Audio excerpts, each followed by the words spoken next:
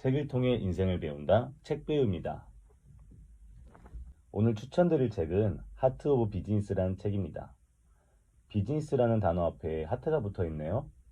어떤 내용이 펼쳐질지 짐작이 가시나요?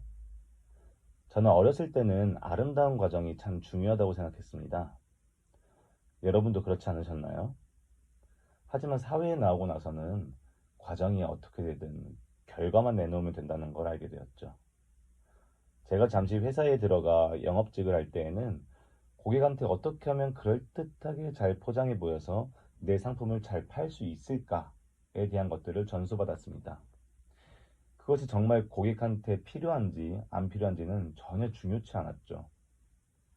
그 후로는 삶에 대한 태도가 좀 삐뚤어지더라고요. 과정이 어찌되든 누가 어떻게 해든 돈만 벌면 미덕인 게 이 사회인가? 라고요. 제가 지금까지 말한 것들의 문제는 무엇일까요? 과정을 중요시하면 결과가 생각보다 좋지 않고 결과만 중요시하면 과정은 생략되어 버린다는 점입니다. 그럼 해결책은 무엇일까요?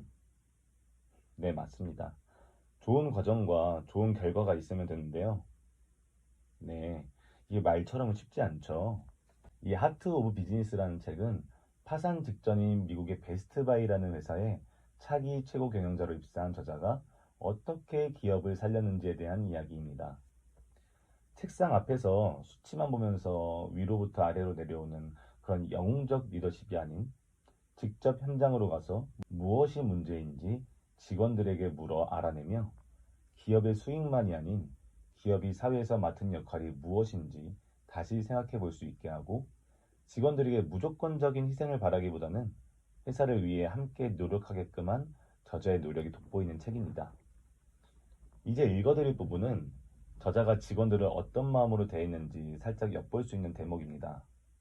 아마존 창업자 제프 제리 존스가 추천하고 마이크로소프트 최고 경영자 사티아 나델라가 추천한 하트 오브 비즈니스. 낭독 시작하겠습니다. 중요한 순간들 포착하기. 내가 베스트바이의 최고 경영자로 있는 동안 허리케인 마리아가 미국의 자치령 푸에르토리코를 초토한 일이 일어났다. 이때만큼 의미 있고 강렬한 인상으로 남은 순간은 없었다. 본토 미국에서는 처음에 피해 정도를 헤아리기 힘들었다. 폭풍으로 섬에 전기가 나갔고 통신 인프라는 엉망이 됐다. 집들은 산산조각 나거나 물에 잠겨 수리도 할 수 없는 상태였다. 도로는 통행이 불가능했다.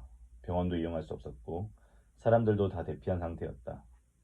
폭풍우가 휩쓸고 간 다음날 아침 플로리다에서 활동하는 지역 매니저로서 푸에르토리코 담당자인 다비안 알타미란다는 이런 상황을 전혀 알지 못했다. 그는 예정대로 오전 9시에 푸에르토리코의 베스트바이 매장 세 곳의 매니저들과 전화회의를 하기 위해 전화를 걸었다. 매니저들은 이 전화를 절대 놓치는 법이 없었다. 그런데 아무도 전화를 받지 않았고 다비안은 무슨 일인지 걱정이 되기 시작했다. 푸에르토리코는 각 매장과 물류센터에 총 300명 정도의 직원이 있었는데 처음에는 어떤 직원의 위치도 확인할 수 없었다. 모두들 어디에 있는 걸까? 안전한 걸까? 우리 팀은 바로 행동에 돌입했다. 첫째, 모든 직원이 안전하다는 것을 확인하기 위해 일일이 연락을 취할 방법을 찾아야 했다. 직원들에게 동료 직원들을 찾아봐 달라고 하거나 모든 직원이 안전한지 우리가 알고 싶어 한다는 소문을 지역사회에 퍼뜨리기도 했다. 그렇게 조금씩 모든 직원의 상황을 알 수 있게 되었다. 그렇다고 모든 직원이 무사하다는 뜻은 아니었다. 일부 직원은 집과 가재도구를 몽땅 잃었고 먹고 살 음식과 깨끗한 물도 충분치 않았다. 한 직원은 임신 7개월에 일형 당뇨까지 앓고 있었는데 전기가 나간 바람에 약을 냉장에 보관할 수 없었다. 우리는 TV를 통해 많은 구호물자가 섬으로 가고 있다는 사실을 알 수 있었다. 하지만 푸에르토리코에 있는 우리 직원들 말로는 구호물자를 코빼기도 볼 수 없었다고 했다. 다들 절망하고 있었다. 다비안 알타미란나는 남동부 지역 총괄 담당자인 베스트바이의 부사장 엠버 케일즈에게 전화해 이렇게 말했다. 뭔가 조치를 취해야겠습니다. 어떻게 하면 좋겠어요? 엠버가 되물었다. 항구는 아직 폐쇄되어 있었다. 화물수송기가 필요합니다. 다비안이 대답했다. 알았어요. 잠시도 망설이지 않고 엠버가 말했다. 우리가 할 수 있는 게 뭔지 봅시다. 엠버는 바로 움직이기 시작했다. 개인 전용기를 빌리려면 어떻게 해야 하나요? 그녀는 자신의 상사에게 물었다. 제 신용카드로 계산할까요? 며칠 후 다비안과 그의 팀은 개인 전용기의 첫 번째 긴급 보급품을 싣고 푸에르토리코에 도착했다.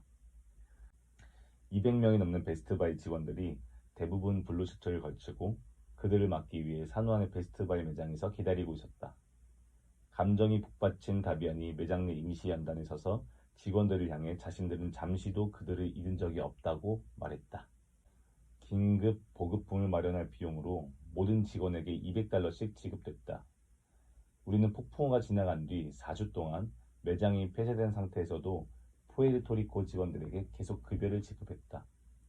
또한 급여와 별도로 지금 당장 금전적 어려움을 극복할 수 있도록 $1,000를 선불 지급했다. 섬의 재건을 돕기 위해 지역사회에서 자원봉사를 하는 직원들에게도 계속 급여를 지급했다. 비행기는 섬을 떠나기로 결정한 직원들과 가족 등 70여 명을 태우고 미국 본토로 되돌아왔다. 우리는 그들에게 플로리다주의 베스트바이 매장에 새로운 일자리를 마련해 주었다. 비행기는 기저귀와 물, 식품을 가득 싣고 총 14번 푸에르토리코로 날아갔으며 7차례 직원들을 미국 본토로 실어 날랐다. 오랜 시간 우리는 직원들이 다시 제자리로 돌아오도록 힘을 보탰다. 훗날 그들도 베스트바이가 다시 일어서는데 힘을 보탰다. 허리케인 마리아가 휩쓸고 지나간 지 3개월 뒤 100여 명의 쇼핑객들이 새로 수리한 산호안 베스트바이의 매장 앞에 줄을 섰다. 밴드가 개관식을 축하하기 위해 경쾌한 곡을 연주했다. 우리 직원들은 가장 먼저 문을 열고 매장 안에 들어선 고객들을 뜨거운 박수로 환영했다. 다른 상황에서라면 이런 식의 매장 개관은 실패 징조였을 수도 있다. 1년 중 가장 규모가 큰 블랙 프라이데이 시즌을 놓쳤기 때문이다. 그러나 나는 이보다 더 행복할 수 없었다. 허리케인 마리아가 휩쓸고 지나간 지 겨우 3개월 만에 영업을 재개한 것은 놀라운 탄력성과 목적의 힘을 보여준 사례였기 때문이다. 1년도 채 안 돼 푸에르토리코의 3군데 매장 전부와 물류센터가 다시 문을 열었다. 놀랍게도 각 매장의 전년 대비 매출은 10%에서 15%나 뛰어올랐다. 이처럼 경영 성과도 놀라웠지만 내 생각에 우리가 거둔 가장 큰 성과는 우리 회사 직원들이 서로 도와 하룻밤새 모든 걸 잃어버린 트라우마를 극복했다는 것이다. 우리 팀이 푸에르토리코에서 해낸 일은 내가 베스트바이의 최고 경영자로 보낸 기간을 통틀어 가장 자랑스러운 일에 속한다. 당시 내가 한 일이 거의 없기 때문에 특히 더 그렇다. 그 일은 그야말로 사람들이 함께 해낸 일이었다. 당시 부사장 앰버 케이즈는 이런 말을 했다. 우리가 다 한 가족이라고 말할 때 그건 진심입니다. 여러분이 이 블루 셔츠를 입고 있다면 우리는 당신을 도울 것입니다. 방법은 중요치 않습니다. 다비안 알타미란다에게 사람들이 원할 때 도움의 손길을 내미는 것은 바로 베스트바이의 정신이었다. 당시 상황을 되짚어보면 그 효과는 더 증폭된다. 그 후에 열린 홀리데이 리더십 미팅에서 푸에르토리코에 살고 있던 직원들과 구호 작업을 주관한 본토 사람들의 시각에서 그 실현기를 포착한 동영상을 보여주었다. 우리가 누구인지, 어떤 조직이 되려고 하는지 그 진술을 보여주고 싶었던 것이다. 우리가 베스트바이의 일원으로 행한 일을 담은 그 이야기는 모두에게 도움이 되고자 하는 우리 목적의 결정체였다. 우리는 늘 사람이 최우선이라고 말해왔다. 푸에르토리코 이야기는 그것이 말뿐이 아니란 것을 보여주었다. 우리 회사들은 우리의 목적이 실제 행동으로 이어진 것을 보았다. 그것은 이후 우리가 믿고 의지할 수 있는 든든한 토대가 되었다.